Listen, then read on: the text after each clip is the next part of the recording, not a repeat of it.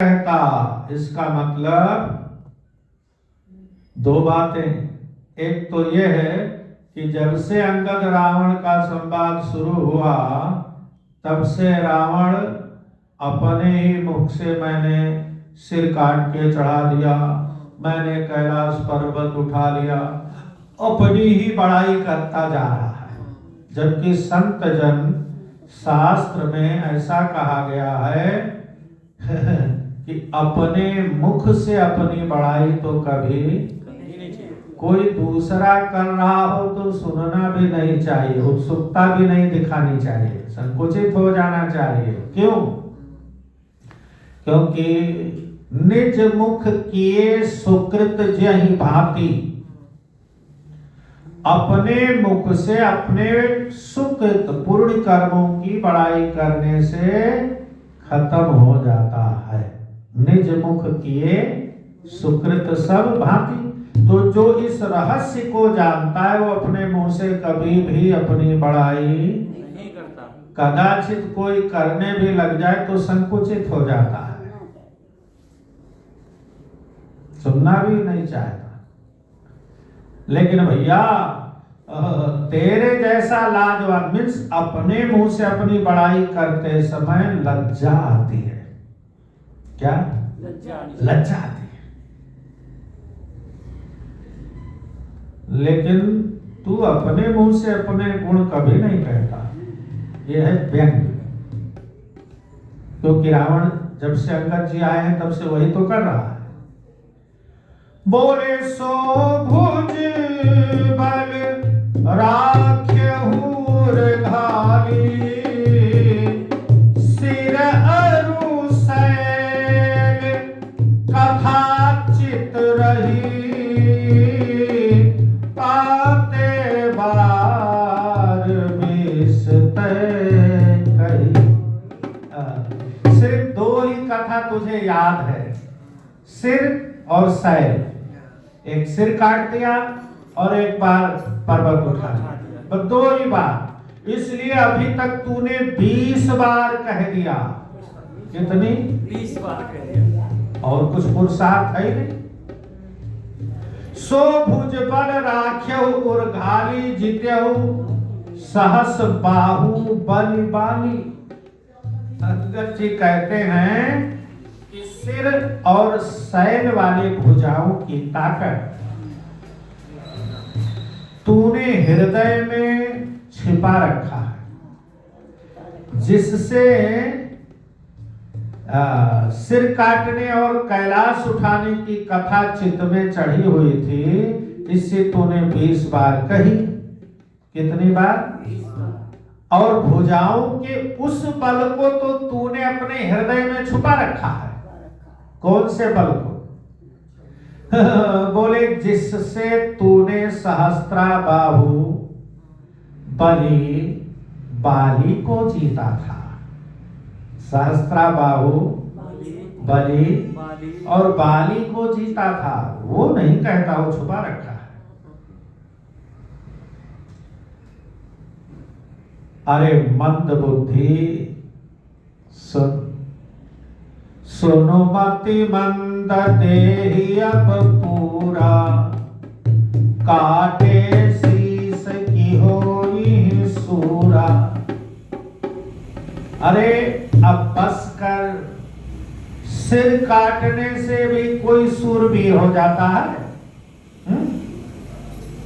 देख इंद्रजाल कहूं कही नबीरा, काटे निज कर सकल शरीरा। पहले खेल दिखाने वाले तमाशबीन आते थे, है नहीं? तो उनके साथ एक जमूरा होता था, बालक। तो बोले कभी उसका हाथ काट के दिखा दिया, कभी पेट काट दिया, कभी गला काट दिया, काट काट के दिखा देते। तो बोले इंद्रजाल रचने वाले को वीर नहीं कहा जाता, यद्यपि वो अपने ही हाथों से अपना सारा शरीर काट डालता है। और सुन, जरहि पतंगी जरहि पतंग मोह बस, भार सहहि खर वृंद, ते नहीं सूर कहावहीं, समुझी देखु मति मंद। अरे मंद बुद्धि, समझ कर तो देख, पतंगे कीड़े मोह बस आग में जाकर स्वयं जल जाते हैं और मर जाते हैं। गधों के झुंड बोझ लाद कर चलते हैं। खचड़े और गधों को जितना बोझ लाद दो उतना कोई घोड़ा भी नहीं सह सकता, इतने मजबूत होते हैं। पर इस कारण से वे वीर नहीं कहलाते। गधों को कोई वीर कहता है? या पतंगा स्वयं जाकर जलकर मर जाता है, उसे कोई वीर कहता है? और सुन, अब जनिबत बढ़ाऊ खल करही, अब जनिबत बढ़ाऊ खल करही, सुनु मम बचन मान परिहरहि, सुनु मम बचन मान परिहरहि। अरे दुष्ट, बात बढ़ाओ मत कर, मेरा वचन सुन, ये अभिमान त्याग दे। क्या अभिमान त्याग दे? हाँ। क्यों ना तजे अभिमान रे बंदे, क्यों ना तजे अभिमान रे बंदे, क्यों ना तजे अभिमान, क्यों ना तजे अभिमान रे बंदे, क्यों ना तजे अभिमान। 2 दिन का ये जहान रे बंदे, 2 दिन का रे,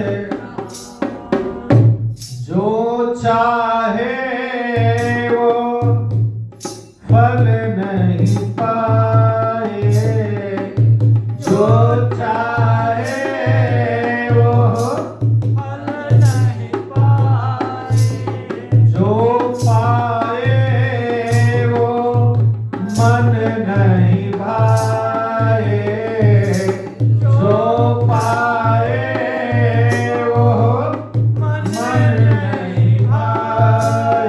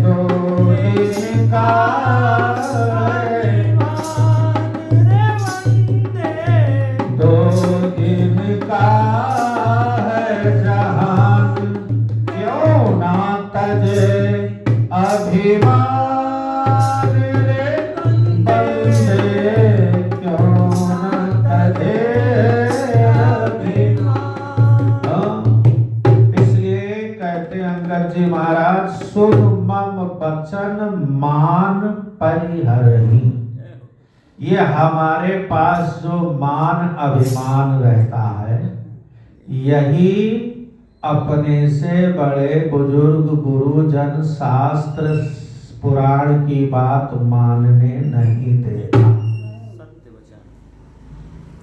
और ऐसा कुछ नहीं है कि हमें समझ नहीं है ना, समझ भी है, सब कुछ है, लेकिन मान और अभिमान।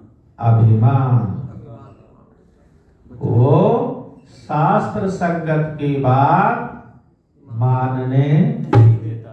अगर जीवन को भक्तिमय बनाना है तो सबसे पहले मान अभिमान को त्यागना छोड़ना पड़ेगा, त्यागना पड़ेगा।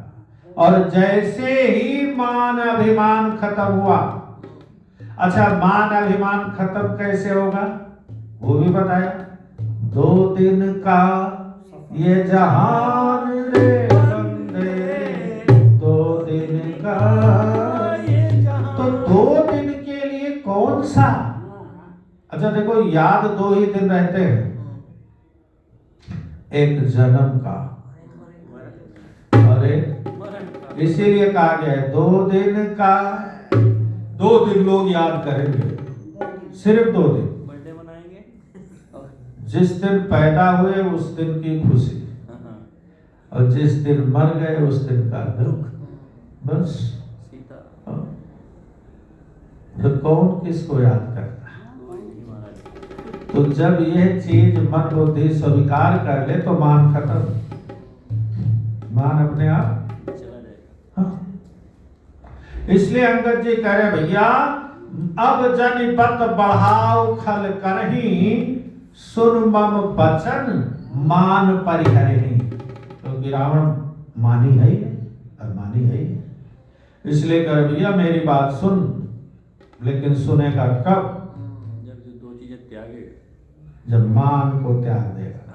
जैसे प्रत्यक्ष में देखो, आधुनिक जमाने में बाप अगर बेटे को कुछ समझाने लग जाए, बेटा ऐसे नहीं, ऐसे करो, ये होता है, ऐसा होना चाहिए, तो बेटा कहता है बस बस पिताजी आप चुप रहो, तुम्हारा जमाना कुछ और था, हमारा कुछ और है। अब आप नहीं समझोगे, चुप रहो, वही ठीक है। हाँ, सही बात है। क्यों?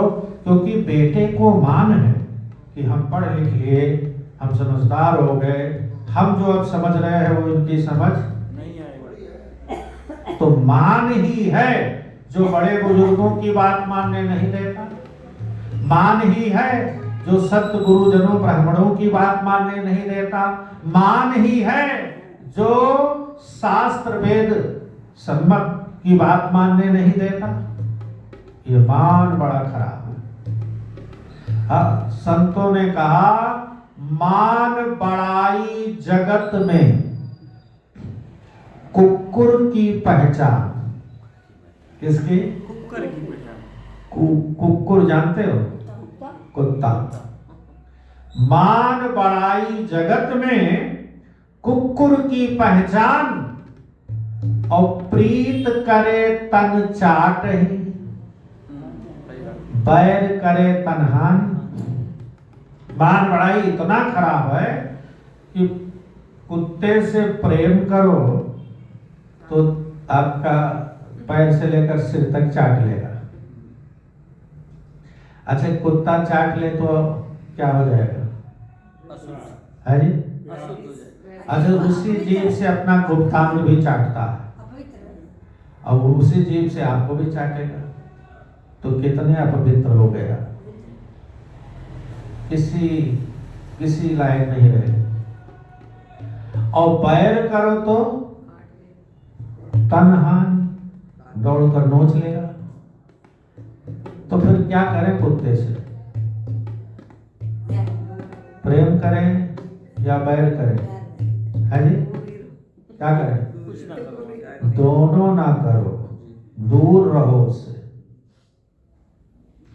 इसी तरह मान और बड़ाई, प्रेम करोगे तो मान की भूख बहुत होती है, मान का आकार बहुत बड़ा होता है, थोड़ी सी बड़ाई हुई नहीं, आदमी फूला नहीं समाया, और फिर जिससे बड़ाई हुई वही करने को सोचेगा,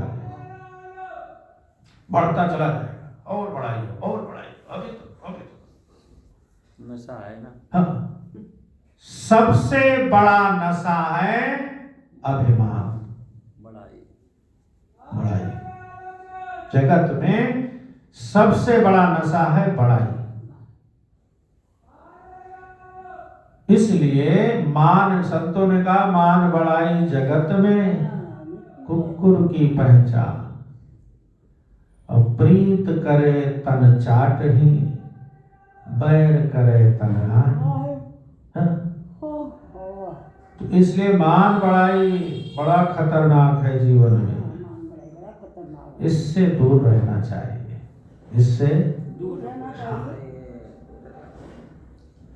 और सुन, 10 मुख मैं न बसीठी आयो, ये जो तूने कहा ना कि बार बार दूध क्यों भेजता है संधि के लिए, ना मैं संधि करने नहीं आया हूं, ये अपने मन से निकाल दो।